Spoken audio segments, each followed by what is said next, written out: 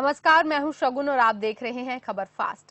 अपने तो अपने होते हैं, लाख दूरियां बना लो, लेकिन जब कोई मुश्किल की घड़ी आती है तो अपने ही काम आते हैं।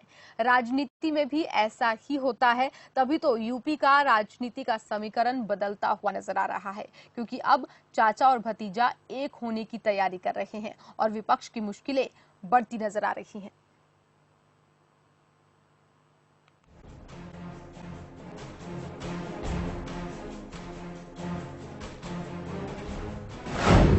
बदलेगा यूपी का राजनीतिक समीकरण। जब एक होंगे चाचा और भतीजा, मचेगी हलचल, बढ़ेगी धड़कनें, क्योंकि कुछ साबित कर रहे हैं चिट्ठी के ये शब्द जो चाचा ने भतीजे के नाम लिखी है। चाचा ने भतीजे अखिलेश को चिट्ठी लिखी और कहा, प्रिय अखिलेश यादव जी, राष्ट्रीय अध्यक्ष समाजवादी पार्टी, आपके आग्रह पर विधानसभा अध्यक्ष द्वारा मेरी विधानसभा सदस्यता खत्म करने के लिए दी गई याचिका को वापस कर दिया गया है।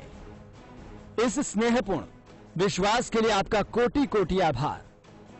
निश्चय ही ये मात्र राजनीतिक परिघटना नहीं है, बल्कि आपके इस तरह के स्पष्ट, सार्थक व सकारात्मक हस्तक्षेप से राजनीतिक परिधि में आपके नेतृत्व में एक नव राजनीतिक विकल्प और नवाक्षण का भी जन्म होगा। इन शब्दों को पढ़कर आपको क्या लगता है? चाचा के लिए भतीजे की चाहत बढ़ चुकी है और चाचा भी पूरी तैयारी में है। भतीजे के साथ मिलकर विपक्ष को झटका देने वाले हैं। शिवपाल सिंह यादव की समाजवादी पार्टी में वापसी की अटकलें तेज हो गई हैं। अखिलेश यादव और चाचा शिवपाल सिंह के बीच काफी समय से चल रहे सियासी घमासान से हर कोई वाकिफ है, लेकिन इसके परे भी दोनों में एक दूसरे के लिए अभी भी प्रेम भाव बचा है। इसका अंदाजा हाल ही के एक वाकये से लगाया जा सकता है। दरअसल समाजवादी पार्टी के राष्ट्रीय अध्यक्ष अखिलेश यादव के निर्देश पर ही शिवपाल यादव की सदस्यता खत्म करने वाली चिट्ठी पर रोक लगा दी गई है। ऐसे में लगता है कि शिवपाल यादव के अंदर भी अपने भतीजे के लिए पुराना प्यार थोड़ा सा फिर जाग गया है। अब भाई, अगर शिवपाल थोड़े से भतीजे के लिए पिघल भी गए हैं तो इसमें बुरा क्या है, क्योंकि भतीजे अखिलेश की वजह से ही शिवपाल की सदस्यता बच पाई है। अब सवाल यह है, क्या सच में दोनों की जोड़ी विपक्ष की मुश्किलें बढ़ाने वाली है?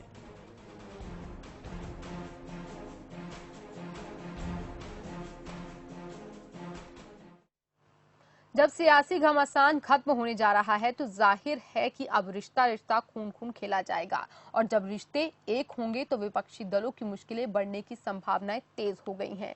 वैसे किसी ने ठीक ही कहा है कि ये राजनीति है भाई, कभी आपस में ही रिश्ते बिगड़ जाते हैं तो कभी विपक्ष पर भारी पैंतरा आजमाने के लिए रिश्तों का गठजोड़ वापस से हो जाता है।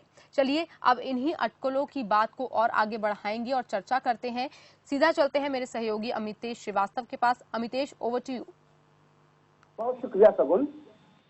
उत्तर प्रदेश में इन दिनों रिश्तों की बात हो रही है, उन रिश्तों की चर्चा हो रही है। दरअसल समाजवादी पार्टी के राष्ट्रीय अध्यक्ष अखिलेश यादव और प्रसपा सुप्रीमो शिवपाल सिंह यादव के रिश्तों की, चाचा भतीजों के रिश्तों की चर्चाएं खूब हो रही हैं। लोग कह रहे हैं अपने तो अपने होते हैं, क्योंकि 2017 के विधानसभा चुनाव के ठीक पहले जिस तरह से रिश्तों में खटास आई, उसके बाद से अब एक बार फिर से मजबूती से जिस तरह से दोनों लोग एक दूसरे के प्रति बेहतरीन और अच्छे शब्दों का प्रयोग कर रहे हैं और जिस तरह की चर्चाएं हैं, उससे साफ है कि आने वाले दिनों में एक बार फिर से समाजवादी पार्टी मजबूत होगी और नए तरीके से चुनावी मैदान में उतरेगी। आज हम इसी मुद्दे पे चर्चा करेंगे। अपने तो अपने होते हैं। हमारे साथ मेहमानों का पैनल जुड़ा हुआ है। दीपक मिश्रा जी हैं, प्रवक्ता हैं, और प्रसपा यानी प्रगतिशील समाजवादी पार्टी लोहिया के वो प्रवक्ता हैं, इस वक्त लखनऊ से हमारे साथ लाइव जुड़ रहे हैं। उसके अलावा प्रभात त्रिपाठी हैं, वरिष्ठ पत्रकार हैं, समाजवादी पार्टी को बहुत लंबे अरसे से कवर कर रहे हैं, उनसे जानने की कोशिश करेंगे। साथ ही समाजवादी पार्टी के नेताओं से भी बात करेंगे और उनसे भी समझने की कोशिश करेंगे कि आखिर जो नए तरीके के जो समीकरण सामने आ रहे हैं उससे कितना फर्क पड़ेगा उत्तर प्रदेश की सियासत में। आप सभी का बहुत स्वागत है खबर फास्ट में। शुक्रिया जी। दीपक मिश्रा जी, सबसे पहला सवाल आपसे है। जी जी।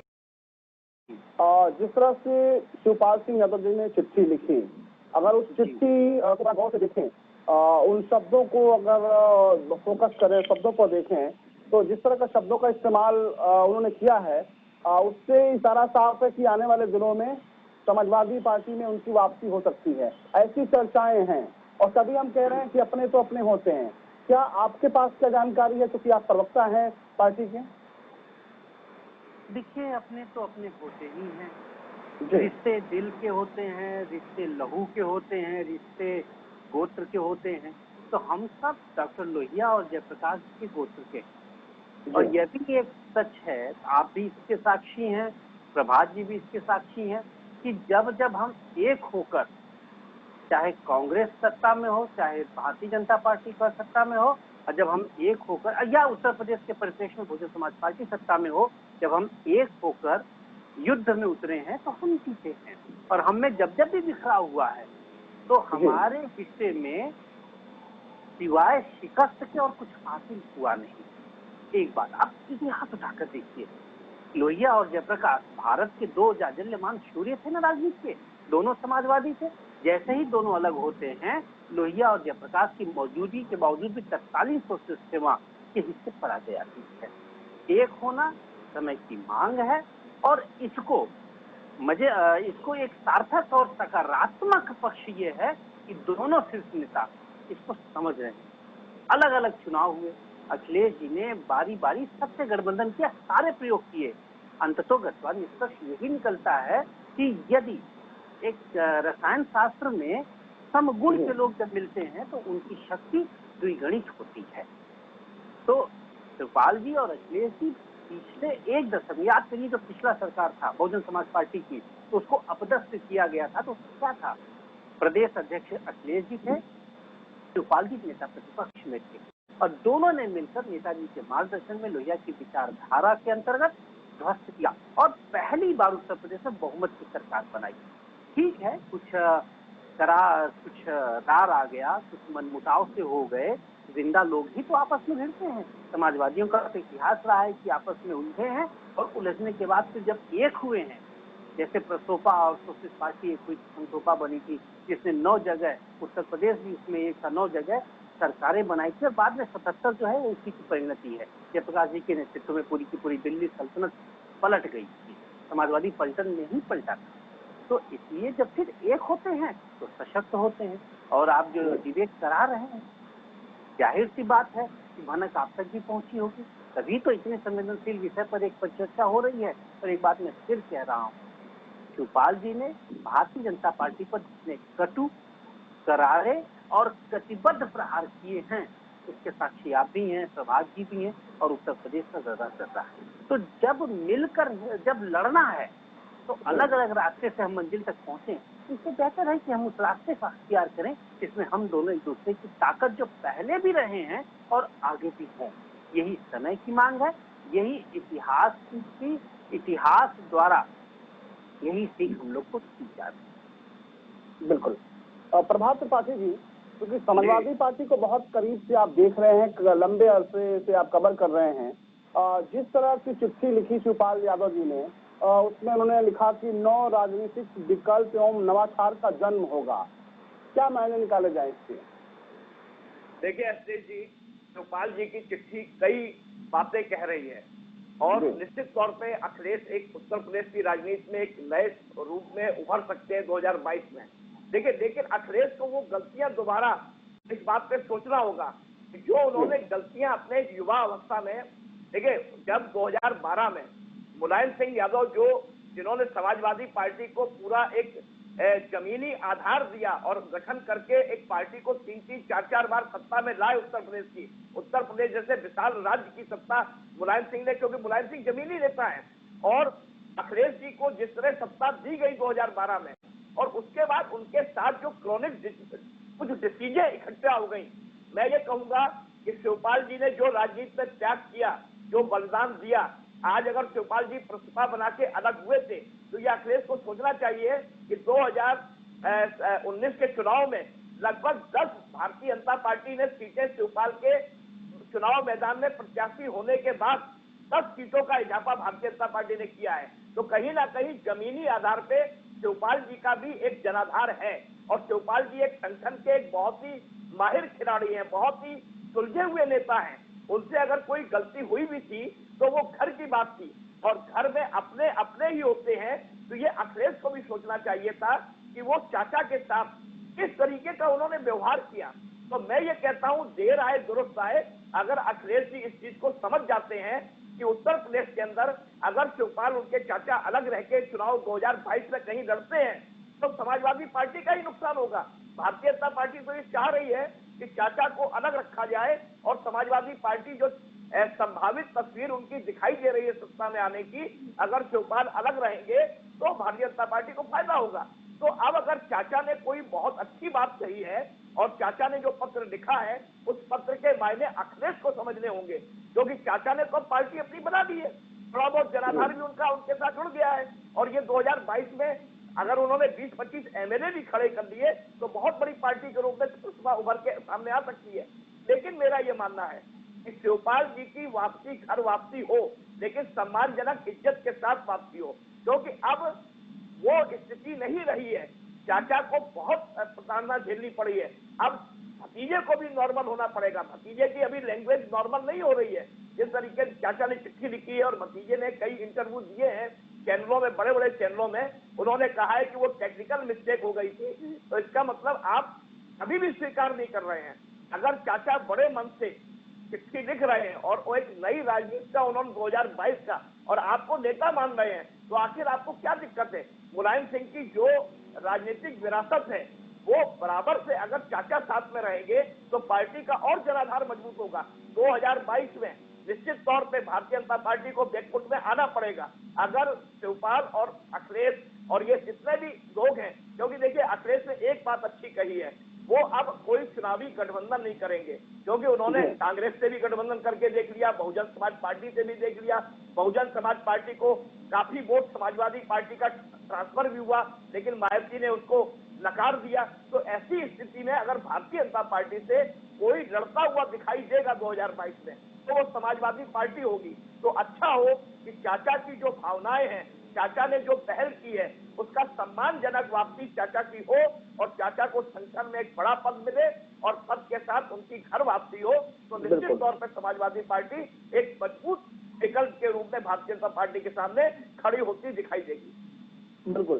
दीपक मिश्रा जी, क्योंकि आप समाजवादी पार्टी परिवार से जुड़े रहे हैं, लंबा अपने काम का अनुभव है और आपने बेहतर ग्राउंड जीरो पे काम किया है। दीपक मिश्रा जी, आपसे समझना चाहेंगे, इसमें तमाम तथ्य और भी सामने आ रहे हैं। जब मुलायम सिंह यादव अस्पताल में भर्ती हुए उस वक्त भी शिवपाल जी साथ रहे, जब वो अभी जल्दी रिसेंट में जब भर्ती हुए थे, और ये कहा जा रहा है कि भावनात्मक रूप से शिवपाल जी चाहते हैं, नेताजी भी चाहते थे कि पूरा परिवार एक हो। इस बात में कितनी सच्चाई है? इस बात को जरा आप विस्तार से बताएं तो बेहतर होगा। देखिए, नेताजी शिवपाल जी के बड़े भाई, जिस तरीके से उनके वनवास में, रामचंद्र जी के वनवास में लक्ष्मण जी उनके साथ रहे, भरत और शत्रुघ्न भी तो राम जी के भाई, लेकिन संघर्ष में साथ लक्ष्मण ही रहे। तो वैसे ही नेताजी के हर संघर्ष, 1954 में उनकी गिरफ्तारी हो, 77 में आपातकाल में उनका जेल हो, तो शिवपाल जी ही उनके हमकदम रहे। तो नेताजी की विरासत, संघर्ष की विरासत को शिवपाल जी ने आगे बढ़ाया है, इसके साक्षी हर कोई है, यह सर्वविदित तथ्य है। तो जब नेताजी बीमार होते हैं शिवपाल जी उनके साथ अपने लघु भ्राता की भूमिका निभाते हुए खड़े रहते हैं। अखिलेश जी उनके पुत्र हैं, जाहिर सी बात है कि नेताजी अस्वस्थ होंगे तो वो पुत्र के रूप में तो रहेंगे ही रहेंगे। दोनों में बातचीत है, संवाद रहा, और परिवार तो परिवार ही होता है ना। आपने तो कहा कि अपने तो अपने होते हैं। तो उस दौरान, बातचीत के दौरान एक संकल्पना बनी होगी कि एक होने के अलावा कोई रास्ता है नहीं, और अलगाव किस बात का, लोहिया दोनों के आदर्श। आप देखिए, बसपा और सपा दोनों का इतिहास एक है। दोनों का संघर्ष एक है, दोनों का लक्ष्य एक है, दोनों के आदर्श एक है। लोहिया, जयप्रकाश, गांधी, चरण सिंह, वैचारिक एकता है। थोड़े बहुत व्यवहारिक रूप में जो अलगाव है, या यूं कह लीजिए कि जिस प्रकार की भ्रांतियां हैं, उन भ्रांतियों को दूर करने की आवश्यकता है। दोनों स्वाभाविक साथ ही रहते हैं ना। तो इसलिए अगर गंगा का जल पुनः गंगा में मिलता है तो वह गंगा का जल ही तो रहता है। और एक बात और मैं कहूंगा, हम लोग के साथ थे, आपने स्वयं देखा है, हम लोगों ने महीनों हम लोगों ने प्रवास किए हैं। अखिलेश जी के साथ जेलों में हम लोग रहे हैं, तो हम लोग जेल में भी साथ थे, हम लोग रेल में भी साथ थे, हम लोग संघर्ष में भी साथ थे। और उसी संघर्ष की देन थी, उसी जन आंदोलनों की देन थी कि बहुजन समाज पार्टी, जिसके पीछे इतना बड़ा वोट बैंक इंटैक्ट था, जो कांशीराम जी की सांगठनिक यज्ञ के द्वारा उत्पन्न जो दल था, उस दल को ध्वस्त किया गया। और हम जब अलग हुए तो हमारे अलगाव का फायदा भारतीय जनता पार्टी ने उठाया। वरना 1952 से लेकर अब तक कभी भी लोकसभा में समाजवादी पक्ष दहाई के नीचे नहीं आया। 1952 का पहले चुनाव का परिणाम देखिए, 69 देख लीजिए, 89 देख लीजिए, तो 5 की संख्या रह गए ना। तो जब इतिहास, स्वामी ये विनोबा भावे जी का एक कथन है कि इतिहास से जो सबक नहीं लेते, इतिहास उनको अपने क्रूर कदमों से रौंद देता है। और यही भारतीय लोक जीवन का एक स्याह सच है। तो इतिहास से सबक लेना चाहिए, शिवपाल जी को भी और अखिलेश जी को भी, और सभी समाजवादी कार्यकर्ता इसको मानते हैं। अभी हम लोग 2 दिन पहले आदरणीय शिवपाल जी और हम दोनों लोग जमुना प्रसाद बोस जी के यहाँ मिलने गए थे। जमुना प्रसाद बोस जी 77 कैबिनेट मंत्री जो हैं, लोहिया जी के साथ के बेहद ईमानदार व्यक्ति, आप सभी जानते हैं। बोस जी ने यही कहा कि वह अंतिम जीवन की बेला में चाहते हैं कि सोशलिस्ट मूवमेंट एक हो और सभी लोग एक मंच पर आकर सांप्रदायिक शक्तियों से लड़ें। तो भगवती सिंह जी की वही इच्छा है। पुराने समाजवादी तो लगभग सभी पुराने समाजवादी नेताजी के साथ के, जिन्होंने अपने, कहते हैं ना कि अपने शरीर को तपाया है, अपने आप को समाजवादी आंदोलन का साक्षी नहीं, जीवंत पहरुआ बनाया है, उन सब की सब इच्छा है और हम सभी की इच्छा है। मैं आपके चैनल के माध्यम से ये कह रहा हूँ कि सभी समाजवादी और सभी जनता परिवार के लोग, समाजवादी का मतलब सिर्फ नेताजी के ही कुल गोत्र के नहीं, लोहिया जी, जयप्रकाश जी, चौधरी चरण सिंह जी, गांधी जी, ये सारे लोग, क्योंकि ये दक्षिणपंथी ताकतें अमूर्त समस्याओं को हवा खड़ा करके देश को बेच रही है। इसी लॉकडाउन के दौरान भी आप देखिए कि 75% विदेशी निवेश की अनुमति रक्षा क्षेत्र में दे दी गई। याद करिए जब ये काम मनमोहन सिंह जी के दौर में हुआ था, इसी भारतीय जनता पार्टी के लोग राष्ट्रवाद के आवरण में कह रहे थे कि देश बेचा जा रहा है, देश की रक्षा विदेशी कंपनियों के हवाले की जा रही है। क्या ये तरकीब बदल गए? इसी लॉकडाउन के दौरान आप देख लीजिए किस तरीके से 1.3 अरब का सौदेबाजी रक्षा कंपनियों से कर दी गई। तो देश को 577 अरब डॉलर का कर्ज देश पर जा चुका है। नंगे पांव गरीब उत्तर प्रदेश की गलियों और सड़कों में भटकते रहे और सत्ता प्रतिष्ठान की ऊंची अट्टालिकाओं में बैठे मखमल की बनियान पे खद्दर और रेशमी कुर्ते पहनने वाले लोगों के थे से एक बूंद आंसू। दीपक मिश्रा जी आपके पास वापस लौटेंगे। हमारे साथ मधुकर जेटली जी हैं, समाजवादी पार्टी के नेता हैं और एमएलसी हैं, वो जुड़े हुए हैं। मधुकर जेटली जी, बहुत स्वागत है खबरबाज में आपका। जी बहुत बहुत धन्यवाद।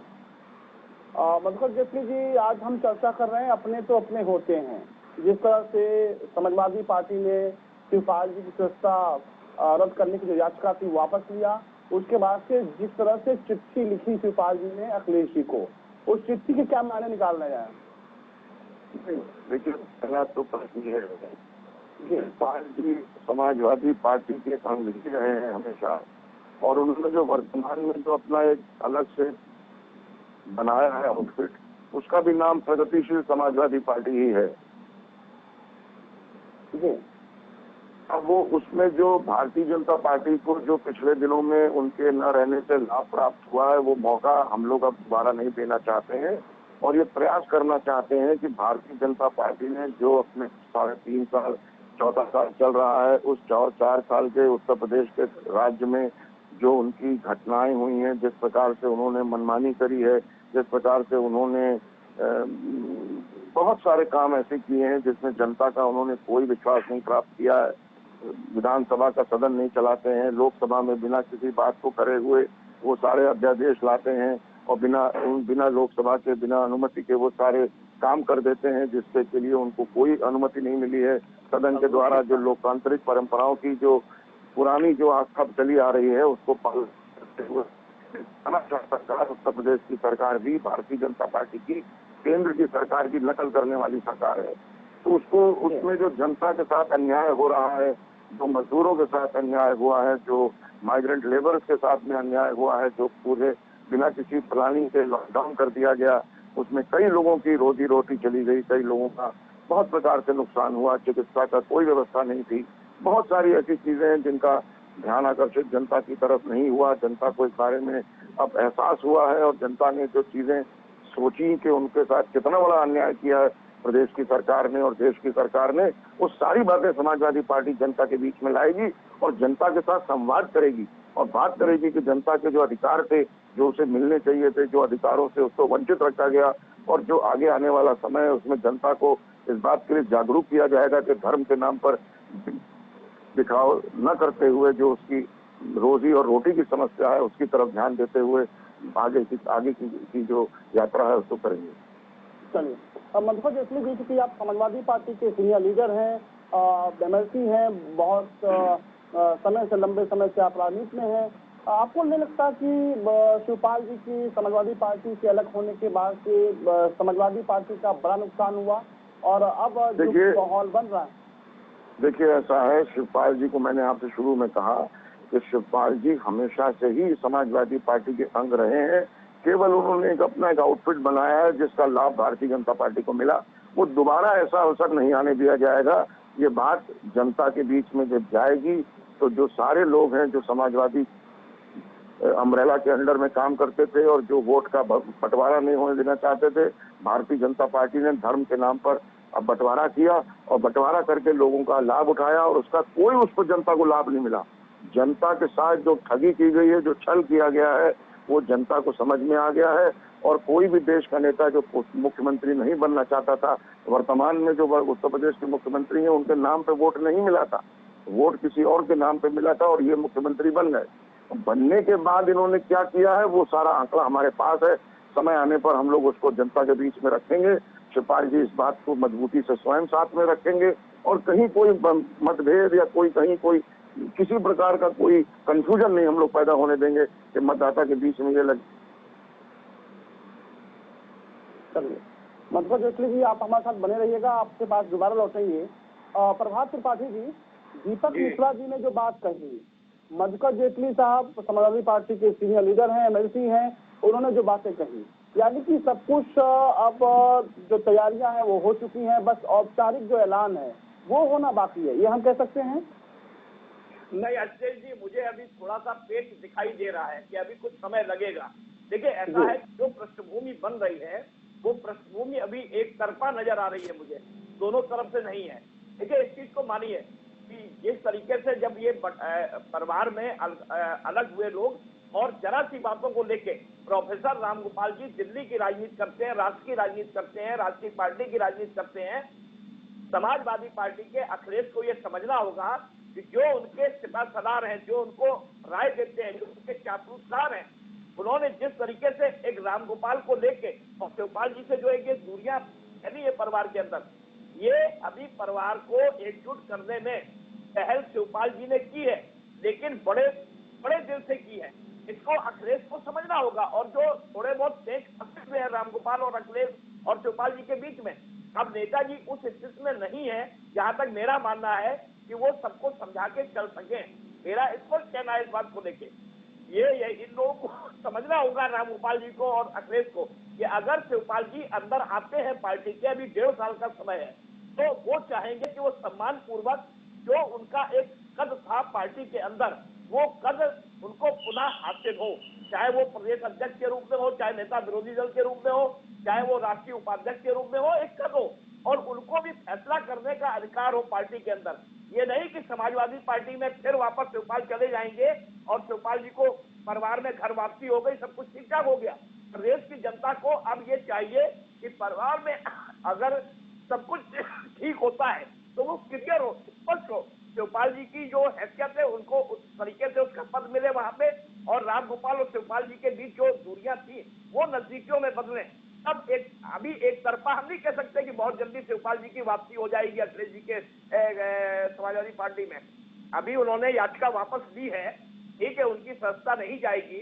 हो सकता है जसवंत नगर से एक प्रत्याशी के रूप में वो शिवपाल का समर्थन कर दे समाजवादी पार्टी, लेकिन अगर घर वापसी होनी है और समाजवादियों के विचार और लक्ष्य एक है, सांप्रदायिकता से लड़ने का, तो ऐसी स्थिति में खुले तौर पे एक मंच पे सबको एकत्र होकर एक बड़ी घोषणा करनी होगी प्रदेश की जनता के सामने कि पूरा परिवार एकजुट हो गया है। ये खबरों से नहीं है कि परिवार एकजुट हो गया है, खबरें चल गई और चिट्ठी लिख दी और उससे समाजवादी पार्टी में एका हो गया।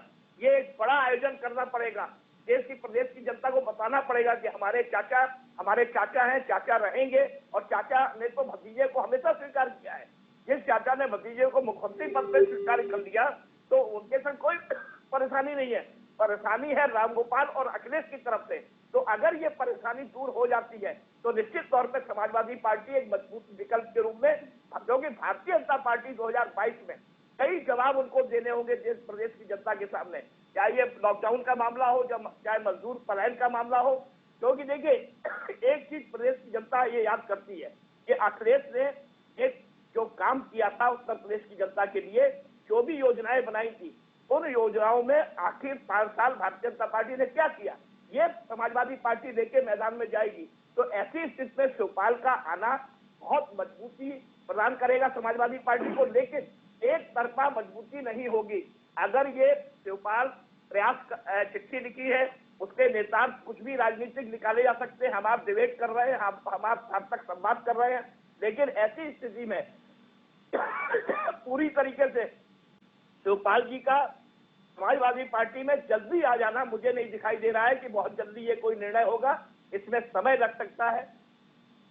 ऐसी स्थिति में हमें ये देखना होगा कि समाजवादी पार्टी के राष्ट्रीय अध्यक्ष अखिलेश यादव शिवपाल को किस तरीके से पार्टी के अंदर एडजस्ट करते हैं और क्या ओहदा देते हैं। देखिए दीपक मिश्रा ने बहुत काम किया है शिवपाल जी के साथ, दीपक मिश्रा सब जानते हैं। दीपक मिश्रा ने जो भी बातें रखी है दीपक मिश्रा जी ने कि समाजवादी पार्टियों का एक लक्ष्य है, समाजवादी पार्टी अपने तो अपने हैं, लेकिन दीपक मिश्रा जी खुल के नहीं कह सकते हैं जो बात मैं खुल के कह रहा हूँ कि शिवपाल जी ने पहल अच्छी की है, लेकिन बड़े दिल के साथ एक बड़ा दिल और भी सामने आना चाहिए, रामगोपाल को सामने आना चाहिए और अखिलेश को सामने आना चाहिए और खुल के ये ऐलान करना चाहिए कि अब हमारा भाई, क्योंकि देखिए शिवपाल जी ने लक्ष्मण की भूमिका हमेशा निभाई है, भगवान और राम के रूप में नेताजी को पूजा है, लेकिन लक्ष्मण को आखिर मिला क्या, लक्ष्मण को तिरस्कार मिला।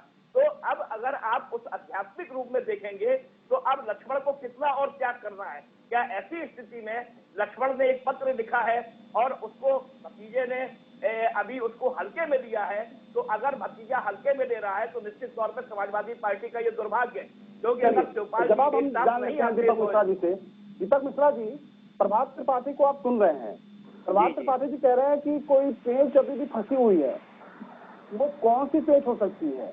क्योंकि आप प्रस्ता के प्रवक्ता के अलावा समाजवादी परिवार के बहुत करीब हैं, इसलिए सवाल ये होता है कि अभी भी आपको लगता है क्या कोई पेच फंसी हुई है या फिर अभी इतना आसान नहीं है राह? देखिए, बसते बसते दिल की बस्ती बस्ती है, जाते जाते दिल को करार आता है, तो आते आते दिल को करार आता है, बसते बसते दिल की बस्ती बस्ती है।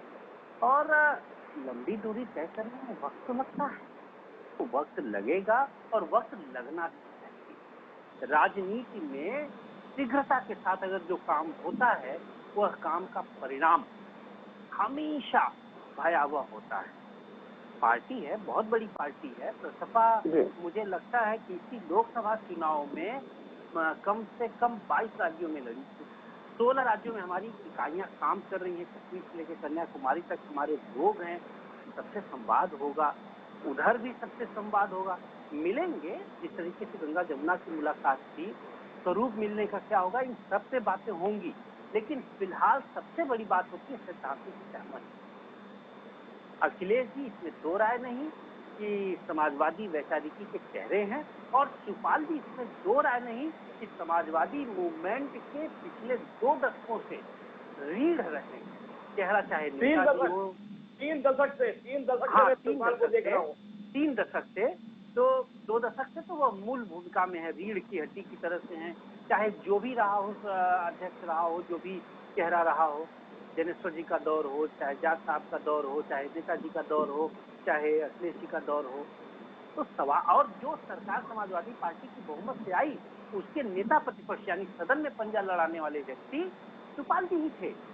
लोक बंधु रामनारायण इसमें के कोई दौर दो राय नहीं है कि संगठन में शिवपाल जी की जितनी पकड़ है ग्राउंड जीरो पे, वो काबिल तारीफ है।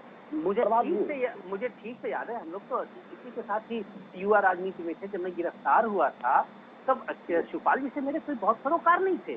चाचा के नाते, पार्टी के बड़े नेता के नाते जाते थे, प्रणाम करते थे। और जब मैं गिरफ्तार हुआ, हजरतगंज में बंद था, तो उन्होंने कहा कि मेरे बच्चों को अगर पुलिस ने नहीं छोड़ा तो मैं भी जेल में आ जाऊंगा। और वो लुंगी और घर की ही कुर्ते में चले आए थाने में, बैठ गए धरने पे। याद करिए, जब अखिलेश जी का अपमान हुआ था, तब शिवपाल जी थे जिन्होंने कप्तान के हाथ को पकड़ा।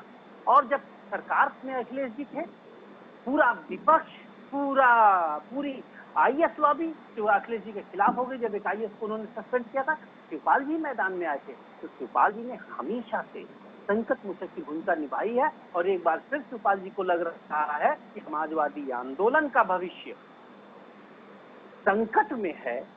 क्या अंधेरे कहीं उसे ग्रस्त न लें?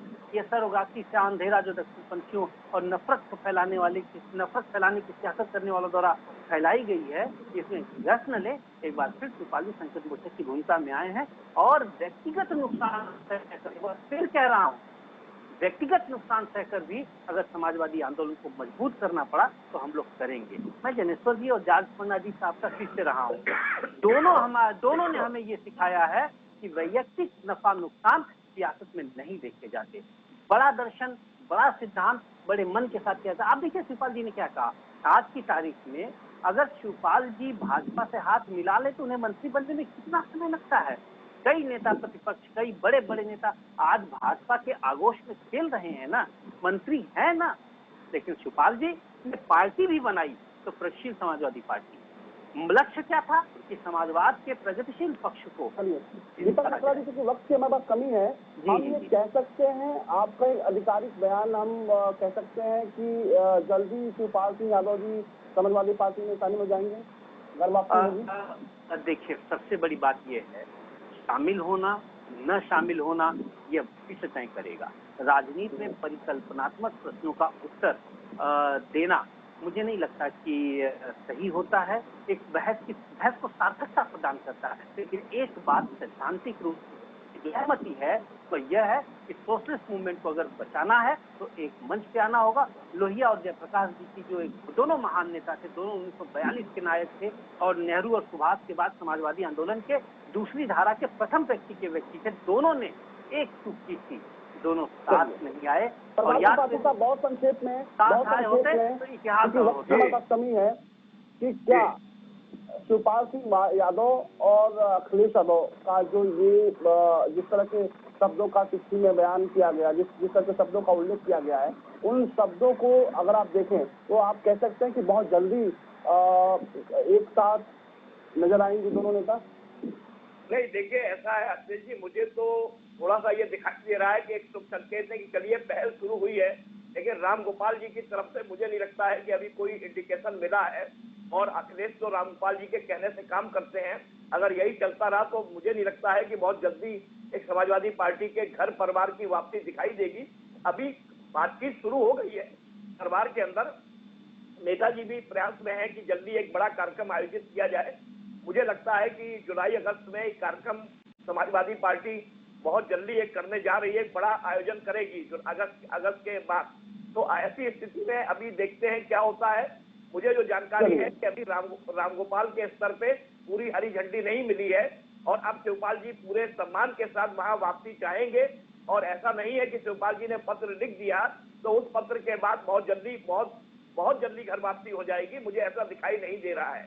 मुझे लग रहा है कि समय लगेगा, लेकिन एक अच्छे संकेत है। अगर परिवार एक हो जाए तो सांप्रदायिक ताकतों से लड़ने के लिए अगर समाजवादी पार्टी एक हो जाते हैं तो ये संदेश प्रदेश की जनता के सामने एक बहुत बढ़िया जाएगा कि घर परिवार एक हो गया है, अब हम लड़ाई लड़ सकते हैं सांप्रदायिक ताकतों से। तो ऐसी बहुत शुक्रिया प्रभात समाजवादी त्रिपाठी पार्टी जी, फायदे में दिखाई। आपका संकेत अच्छे हैं। बहुत शुक्रिया दीपक मिश्रा साहब, आपका मधुकर जेटली साहब, आप जुड़े हमसे बातचीत की, आपका बहुत शुक्रिया।